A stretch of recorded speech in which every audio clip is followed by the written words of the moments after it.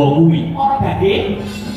Siap diminangka dadi prajurit negara kudu bisa njejegake hukum kanthi sabener-benere lan saadil-adile.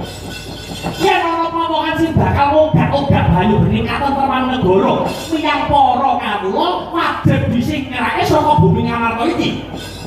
Pandongamu sing tak jaluk. Muga-muga antuk pengasih saka Gusti Kang Maha Asih. Kowe kabeh peranaan Pandhawa kudu melu jumakah, kowe kabeh peranaan Pandhawa kudu melu perya. Mestakaken dawuh Rama Kyai, mestakaken dawuh Rama Kyai. Yo, sendika mestake dawuh, Babe. Prajurit Dwarawati uga ora gelem keri nyanyi Satyaki. Kula wonten dawuh timbalan Duka Prabu.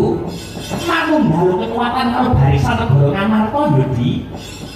Eling-eling Pandhawa lan Prabu Kresna kuwi ibarat kreta darat sakusile.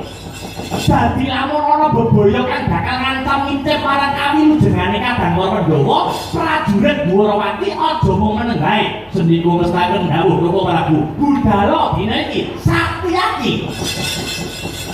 Putre kang